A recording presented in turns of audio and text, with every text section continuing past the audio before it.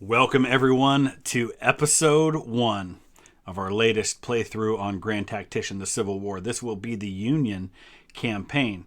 However, with that in mind, I have a self-imposed rule that I used in the Confederate campaign that actually made for a very challenging campaign this last time. Only won in 1864, May of 1864. And I didn't even have it on the highest difficulty because I had a feeling it would be difficult enough. My rule is this: as far as infantry and cavalry go, I can only use in battles units that are patron units. So in other words, as one of our perks for our Patreon supporters, beginning at I believe it's the captain level, at $10 a month, you get to pick a brigade. You get to name it. You get to choose the uniform design. You get to pick what state it's from. You can even make requests about commanders and armies within the confines of what I'm able to do. Those at the Major General level up get to choose an entire division and pick all the names and information for each of those brigades. That made for about a 200,000 man field army on the Confederate side. Probably similar numbers here on the Union. So we're going to choose hard difficulty but mediocre aggressiveness for the Confederate armies. I don't want them attacking me all over the place. I'm going to have a hard time with that as it is. We're going to look at our policies and decide how we want to do this. I'm going to choose everything except auto manage as far as the realism options go. I like the order delays. I like the fog of war. I like the readiness system. Those all make for challenges, as does having feuds. So here are our options as far as our starting choices. And this is also going to be our very first time starting a campaign with the new financial features, which really make this as much a financial and economic sim as a military sim. So I'm excited about being able to have full control over that from the beginning. Underground Railroad, this means the initial slave workforce for the CSA is down 10%. And increases production costs and reducing available recruits in the South. It's actually not a bad starting option. I kind of like having that. Kansas is a free state, gets northern support in Kansas plus 25 and plus 5 support in all free states. Don't think I need that. Go west. Northern support in California and Oregon plus 25. Population is plus 20. And recruitment becomes possible in those states. Again, I don't think I need that. Support abolitionism. Official support for hardline abolitionists will ensure that any Southern sympathies within the Union will be kept in check, discouraging secession. Southern support in all states within the Union minus 10. Again, not sure I need that. Enforce Neutrality Act. Relations with European nations is greatly improved, with the chance of intervention against the Union minus 10. This policy is required for level 4 and 5 diplomacy. I don't know if I need that either. Breadbasket gives us plus 10 relations, level 3 and 4 in agriculture. I do like the industrialization policy. Immigration from Europe increases the population within the U.S. by the Union by 20%. Lowers unity due to religious unrest, reducing national morale by minus 5. That's required for level 3 and 4 industrialization policies. I do like having that.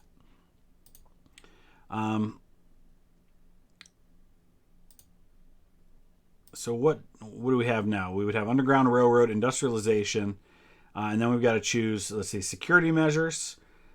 Confederacy will start with 50% less available ships and weapons. CSA national morale minus 5. No, I'm not sure I want that. Indian Wars. It allows American settlers to expand their territories. It increases the size of the U.S. regular army. Military experience in Union and CSA is plus 5 and Union morale plus 5. Nah, I think I'm going to go with the railroad. Union Pacific. Union credit rating plus 2. Railroad transportation capacity and construction speed plus 25. I like that, having that extra mobility. So those are the choices we're going to go with to start this campaign. Okay, so we start February 23rd, 1861. There's not a lot we can do at the beginning. We just have our garrisons. We're not going to start recruiting anybody until we start getting some policies in place. Funding, I don't think is going to be necessary right off the bat. It would be nice to have industry right off the bat, but I'm mainly concerned about recruitment at the beginning. So I think we'll start there. and then we'll kind of move from there. Let's go ahead. Projects are going to be a big deal this time around, and the way that we unlock the ability to get projects is by investing money in those various areas. So finances, in terms of policies, I think we can start by not putting anything into politics. Well, we'll put a little bit into politics because that'll help with unlocking some of those projects.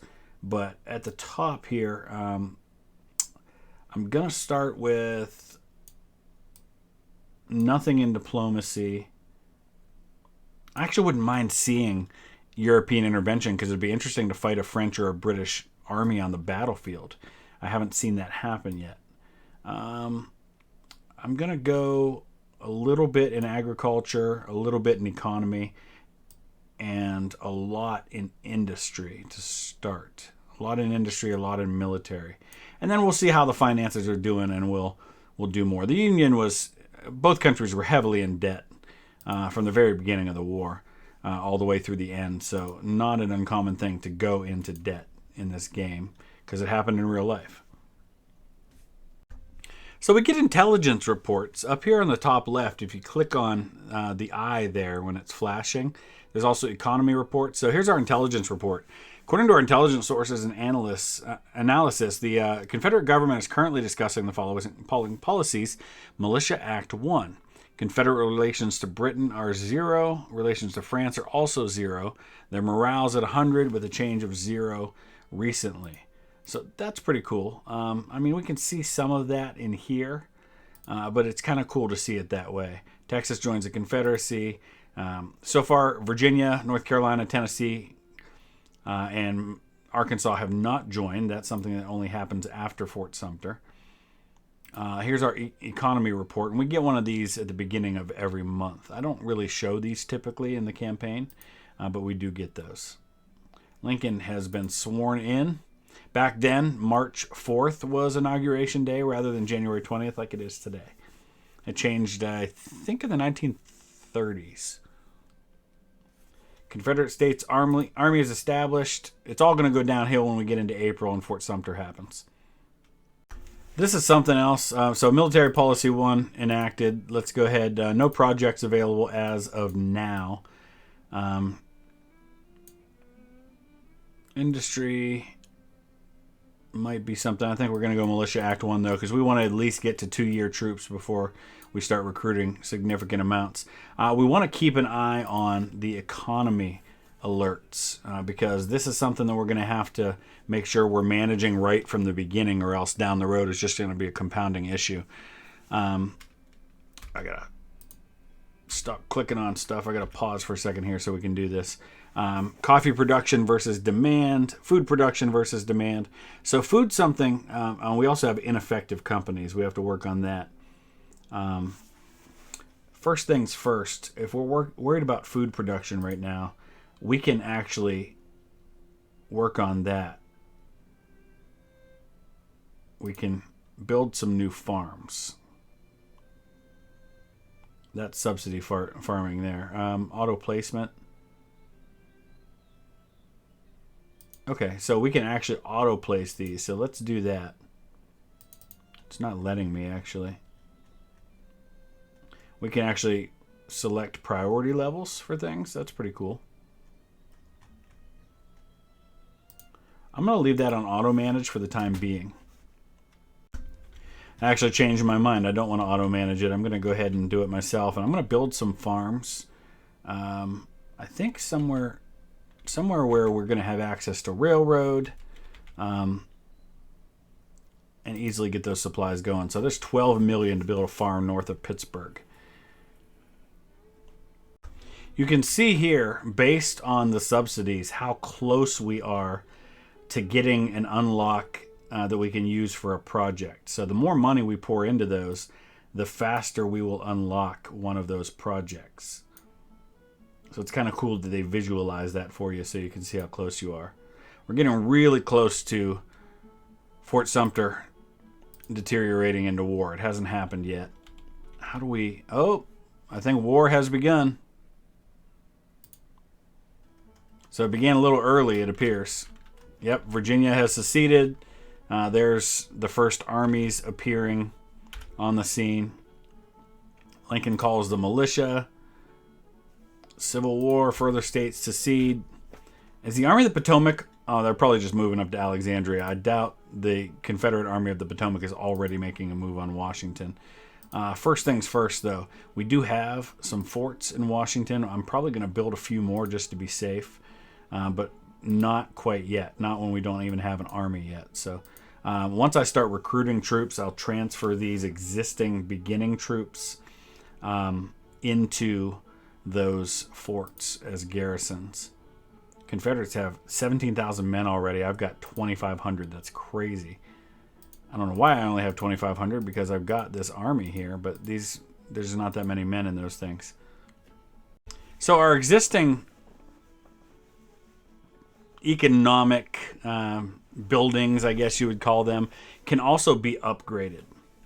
And a lot of that comes from subsidy funding. Adjust the related subsidy slider and finances panel to change the speed of funding. A funding of agriculture is needed. Currently funded 22,000. We need 3 million to fully fund our agriculture, is what it's saying. So that actually gives us some very helpful information there. So if we go up to 3 million on agriculture, let's see what that does. So now our mill's condition is at 100%. So that's actually really important, helpful information. We're going to look at all of our industries that way. We're at 100% on foundry, so that's good. And again, not everything can be upgraded. Harrisburg Port can be upgraded. So upgrading the ports allows you to, I think, bring in more goods, but also allows you to build bigger ships in those places. So that's agriculture there too. That's more farms. Let's upgrade that farm, shall we?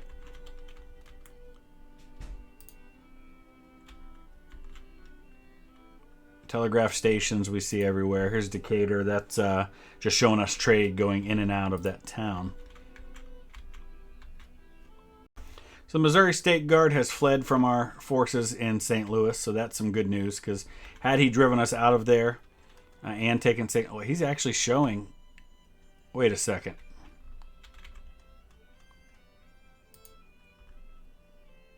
Hold on here, because you know, if I didn't know any better, it looks like Kentucky and Missouri are in the Confederacy. Is that the case? Let's take a look at this here for a second. Confederacy passes Regulars Act. Are Kentucky and Missouri part of the Confederacy? It sure looks that way. All right. Front lines. I mean, it shows him almost taking Missouri, but not quite. What about support? Yeah. Kentucky and Missouri are Confederate. Well, that is a bit of a problem.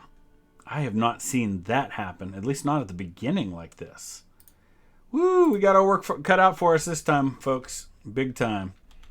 All right, so while we're waiting to start recruiting our actual armies, we're going to send McClellan down.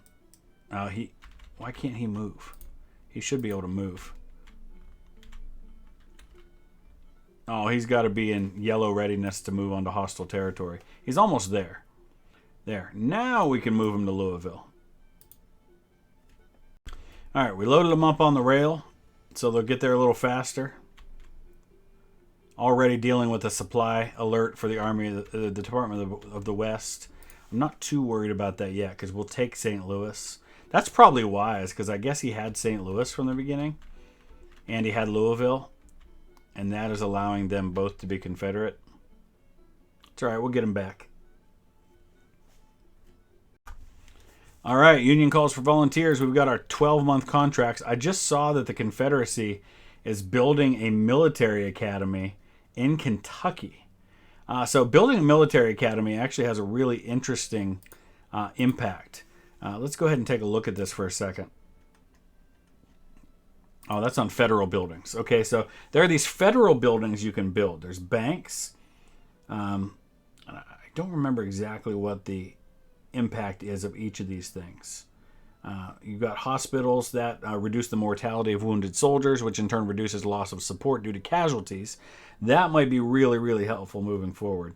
Market is going to increase transport capacity, which in turn Improves flow of goods in the area. That might be good in areas where I'm having trouble with that. News agencies provide a new source for military intelligence gathering. A prison camp, so we could build like an Elmira or Camp Chase, that kind of thing. They require workforce and supplies, but make sure the enemy soldiers do not return to fight again. When capturing enemy soldiers, field commanders have the choice of paroling them or sending them to POW camps. All right, and then military academy, what that does is it improves our officer attributes. Anyone with a military academy in their home state benefits from the improved military education and culture. However, I need to increase military education project levels before I can build those. So I don't have that option yet. I think we'll wait on prison camps, just because we're not going to need prison camps and hospitals until we start actually getting into significant combat. I am, though, going to build a market. I like that idea, especially in places where we're having trouble with the flow of supplies. Harrisburg's one of those places. And then Providence and Boston's another one of those places. We just can't build, spam these, though, because eventually we'll go bankrupt. And then we won't be able to recruit new units. So we can't just build as many of these as we want all the time. One thing we can do right off the bat is start blockading as much as possible. So let's go ahead and send the home squadron to go down and start blockading outside of Richmond and the peninsula there. And then we'll do the same with the others here shortly. While we wait for our military policies to be upgraded so that we can start recruiting 2-year troops, I'm going to look at the ships we have available to us so we can start building some squadrons. I'm actually going to build a new squadron, start a new fleet. Where do we want to go with this? We don't have any ports that are higher than New York's level 3, and actually New York Harbor seems to be as good a spot as any, but I do want to build some brown water fleets as well. That was huge in the West. One of the reasons why Grant had the success he had was because of what they call the brown water fleets, the fleets that operated on rivers and not in the ocean. So we're calling it defaulted to lower base squadron. I'm fine with that. We're going to drag some of these ships of the line and frigates into that with their huge amount of guns, but also some smaller ships too. And eventually we're going to start building some ironclads, but not quite yet. I do want to get a number of ships though. This is going to be one of our main blockading squadrons. So we'll go ahead and do that. I'll look at what else we have here. The home squadron's already pretty well done up. The flying flotilla will eventually add some more to. Atlantic blockading squadron's not real huge yet, but it'll get there. So the Atlantic blockading squadron right here, we're going to send them down, I think around North Carolina for now. Let's send them right here. And they'll have a order for their stance will be offensive. Their fleet orders will be blockade. And we'll get them going on that. We've already given orders to the home squadron for the same reason. We're going to give them blockade. And they're already on offensive. Let's go ahead back now and start building some brown water fleets as well. Shipyard utilization, we're using 30K out of 84,000 tons that we have available to us. So there's 14 ships that are currently being repaired. We're going to go ahead and start a new fleet. And this is going to be our first brown water fleet. Let's go. Actually, Evansville seems to be a perfect place for that to start. And we're actually it's going to be called the Ohio Squadron because it's being built on the Ohio River. And I think we'll start constructing some ships. Gunboats were a big part of the brown water navies. So we're going to definitely start building some of those. Looking at some of these other ships that we have available to us. Ship tender gunboat are small. They only have 2 guns on them, but it's not a bad thing to have a few of those too. Looks like we can't build more than one at a time, though. We can actually select multiples of something at a time when we select it. So if we say we want to build 3 more gunboats, we can do that. All right, so that'll be a good start. Here's what we know of the Confederate Army right now. He's working on Militia Act 2, as am I. And relations, actually I might be working on 3, I don't remember. What am I working on?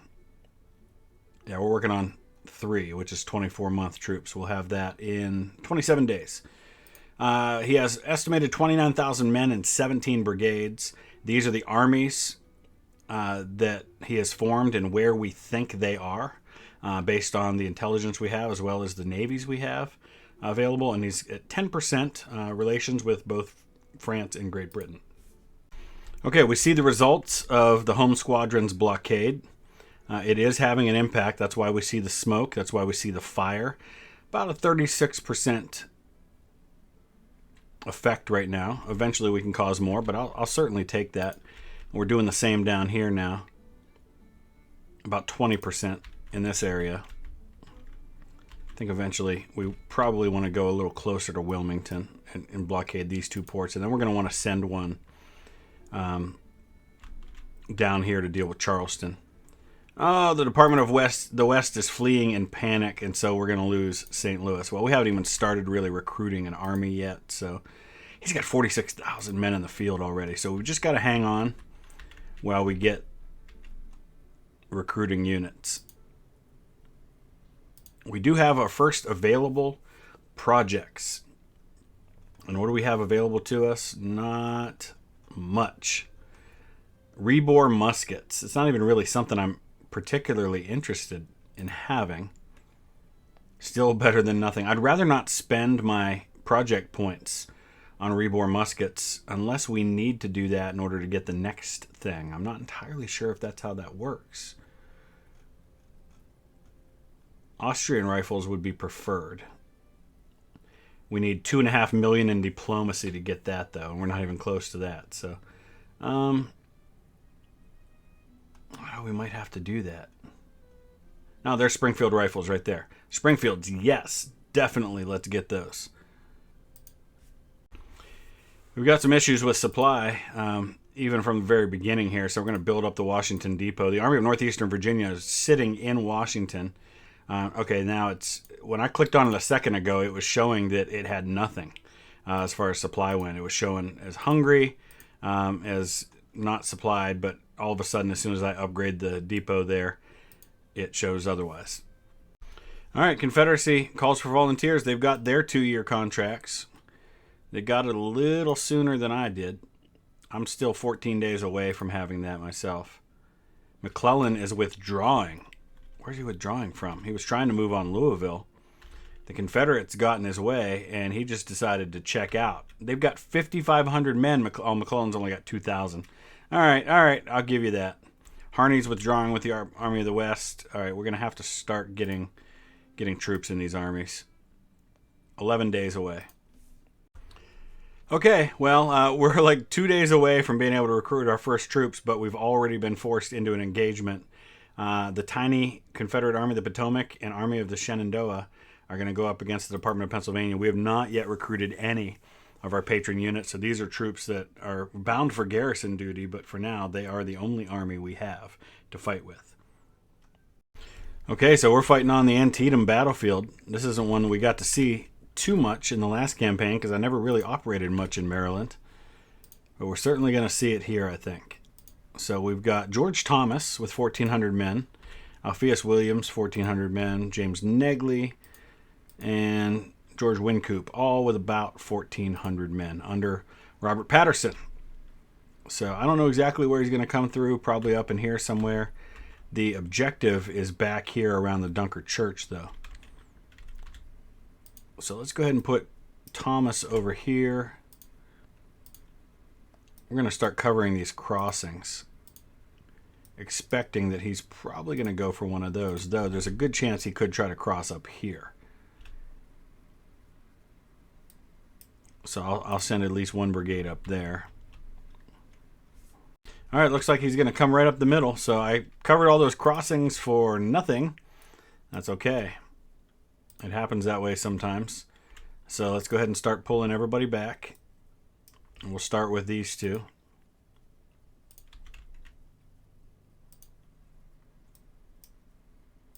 Pull Williams there. I'm going to leave George Thomas right where he is, at least for the time being, till we see what the enemy does. All right, looks like Wincoop's going to get there just in time. I went ahead and pulled Thomas back. I think I'm actually going to pull him back to a reserve position. And then the first shots, at least for me, commanding in the war, happen from Wincoop's brigade, firing on Jeb Stuart's cavalry from the Army of the Shenandoah. Let's get them firing long range. Negley has no line of sight because of this building. Springfield muskets, Springfield muskets. Alright, he's got more men than me, so I don't know where the rest of them are. But I'm going to bring Alpheus Williams around here to start firing into the flank of these guys. We'll bring Thomas out here on the right.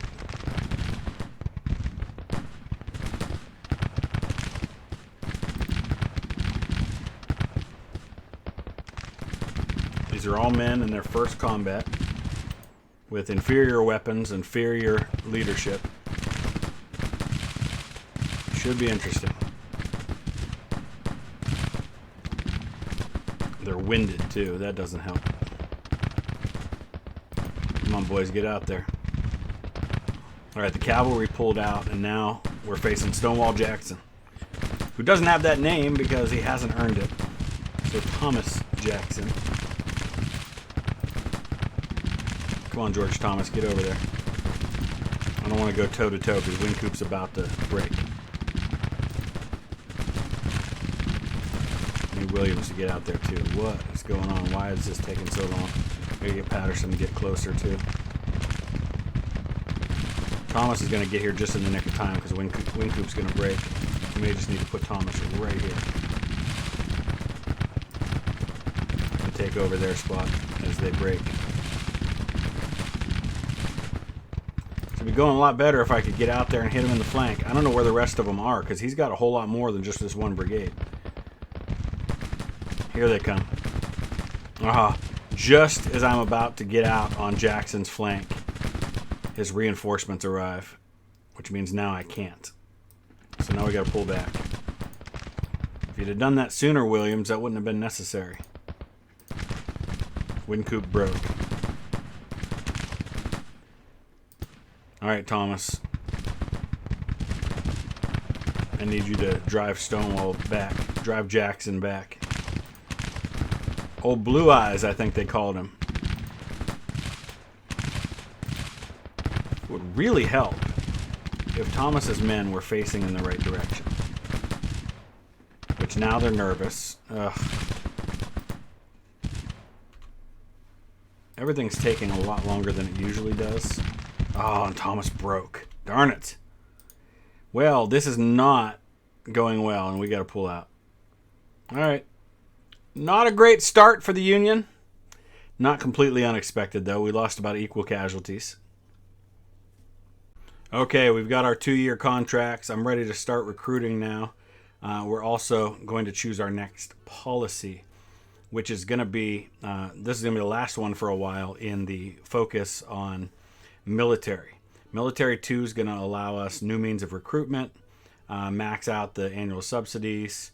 It's also going to allow new weapon and ship types, as well as military reforms, including the ability to form actual armies and corps. So with that now, I can begin the process of recruiting some units. And I just want to see real quick what we've got available, because we don't have, we got 199,000 men available as volunteers. They're pretty well spread out, but that's going to get us a good start. All right, I'm looking at what we have as far as weapons go. We've got 18,000 Springfield rifle muskets right now. We've also got 90,000 Springfield muskets. So the Springfields are going to get us going, at least for this first set of units. This is going to be our very first patron division we're recruiting. It's going to be called the Airborne Division. I haven't started actually customizing everything yet, but I'm about to do that. It's going to be under the command of Edwin Vose Sumner, who's got some decent stats to start. I tried to go for the best in initiative and leadership and administration, because those are the stats that are going to help us start to train these guys and get them so they can start getting those perks and become elite units. Well, this is the first time I've actually seen, it's saying CS credit rating deteriorating, but this is the first time I've seen mine deteriorate. I'm down in C. I've never been below B, which means I'm not going to be able to recruit new units until that goes back up. Fort Washington is being besieged. That's not Washington, D.C., is it? I can't believe they're already going after D.C. I've got an army sitting there. Oh my gosh, this is crazy. I've got an army sitting there. Army of Northeastern Virginia is sitting there. They're waiting for a lot of men. Right now we've only got 9,000 men there. We've got 37,000 total once all the units I've got recruited make it into the army, but right now they're not there. The Army of the Northwest for him has 13,000 men at the moment. The Charleston Squadron disintegrated, so he tried to attack me with his navy and it did not work. So the good news is I think we're going to be stabilized for the time being. He's up to 80,000 men in the field already. Gideon Pillow being the general-in-chief at the moment. I've got 42,000 men in the field, but I've already started recruiting a number of units. And I've created a couple of new armies. So we do have... his Army of Tennessee is making its way up to Cincinnati. And I don't even have them on the highest level of aggressiveness. And yet they're really moving. His Western Army is on its way to Indianapolis already. This is not the mildly aggressive Confederacy that I thought we set up for. William Tecumseh Sherman's going to have the Army of Missouri, and then I've created an Army of the Tennessee with Grant, and he's sitting in Quincy, Illinois right now, opposing the Missouri State Guard, but again, he doesn't have that many men either, so wow. Was not expecting the Confederacy to be nearly this aggressive. Okay. So he's hitting me with the Army of the Northwest, with the Army of Northeastern Virginia under McDowell. This is not a battle I can lose. The reason being, this is the army that's sitting in Washington, D.C., and he's already defeated the fort. If I lose this battle, he takes Washington, like right off the bat. It's June of 1861. I have 16 guns. He's got 54 already. I do have more men. I have no cavalry. So these are the challenges early in the game before you can start getting your units recruited and start stabilizing the forces. And with him being hyper aggressive, it's going to be really important that I win these early battles. Okay, so the objective is over here, and I've definitely got the defensive end of the battlefield. He could cross way up here, and that's just a chance I'm willing to take. I'm going to cover these crossings here, and then we'll just kind of hold the line on this side in case he does cross over here. It seems likely he's going to cross right here where the road is, and I'm going to set up for that. Okay, we're in position. It's day 2 of the battle. We've got through nightfall. This is the Battle of Washington, D.C. Both sides have shown about 200 casualties. Those are just some people that are probably sick. I have a slightly higher morale and slightly more men, but of course he'll have the artillery advantage on me, so we're just waiting for him to show up. Okay, here they come. We got the first one coming in now. Lined up to oppose the crossing is the 101st Screaming Eagles and the 82nd All-Americans. Yes, this is an airborne division in the American Civil War. In reserve, the 173rd Sky Soldiers, and over here on the left, the 11th Arctic Angels.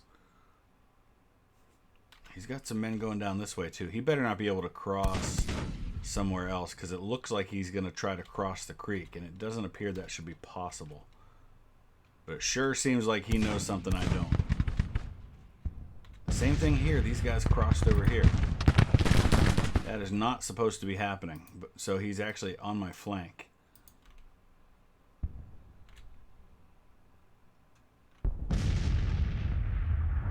So we're going to have to turn McCall as well. Alright, now he's realizing he can't cross, so he's going to try to do something there. The Vermlin's men under McCall, they only have Springfield muskets because after my first 4 or 5 units, I ran out of Springfield muskets rifles, or rifled muskets, so I've only got Springfield muskets for most of my men. Alright, so we're going to send the 173rd over here to get on these guys' flank then. They're obviously able to at least somewhat cross over there. Oh, they completely crossed. Okay. So I guess the crossing means nothing. Good to know. Let's get David Hunter behind his men.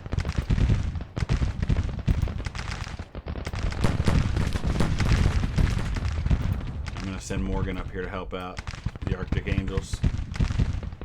Try to get the advantage in numbers on these guys from the start before he even gets his artillery into position. Most of my artillery isn't really in. I couldn't find a good spot for the artillery to be able to fire. Come on, Sky Soldiers, get over there. First combat for everybody. So they're obviously, you can see how low the loss resilience is. That's just because it's their first combat, so they're not going to take the massive losses they might in later battles after they become veterans and still stand and fight. They're doing pretty good, though, in terms of victory. Casualties are heavy in our favor. I don't know how that happened.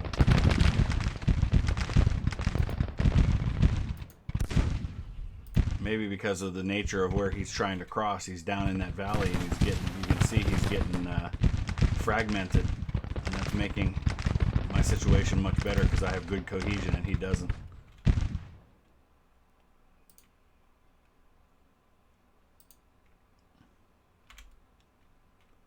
We also have the advantage of defending our capital city, which I think is helping the morale situation. I think we've got this one. We broke him big time. Well, that was interesting. 476 casualties for me, 5,300 for Porterfield's Army of the Northwest. I think it's just that he was attacking down through that valley. He got fragmented, and it made really easy work for me to just shoot him to pieces. Major Union victory. The Confederates lose morale. Our credit rating's back up to AA-, so that's good. We still have a big deficit in men in the field, but we've got a lot on the way. I've done my first batch of recruiting. I think I've got 2 patron divisions recruited and about 8 or 10 patron brigades already recruited. So it'll take 3 or 4 episodes at least to get all of them in there, just because of the limits that we have on manpower. And interestingly, we'll see if anything has changed, but it wasn't letting me recruit. Yeah, I can't recruit anybody from Ohio at the moment. I have no idea why that is. It's a little disappointing, especially being an Ohio guy. And I don't know if it's because he's threatening Ohio, but that doesn't make a lot of sense, really, that I wouldn't be able to recruit from Ohio at all. They're not even showing up on the list. So we do have the Army of Tennessee right there. I should probably go after them, but I can't until my readiness gets a little better. His Western Army looks like it's pulling back from moving that direction. I don't know if it will continue to do so, but where's Grant's army? He only has 3,000 men so far, so it's going to take a little while for that to happen, but eventually we'll have to cross and go after the Missouri State Guard and get his army built up. Alright, we're going to go ahead and wrap it up right there, and we'll come back probably after my weekend. We're going to be away for the weekend with the family. When I come back, we will dive back into this. It's June of 1861, long, long way to go, and hopefully we'll be able to take on these Confederate troops that are trying to invade the North so early in the war and turn things around on them. Let me know your thoughts. Use the comment section below. Hit that like button if you would, and we will see you again soon. Thanks for watching.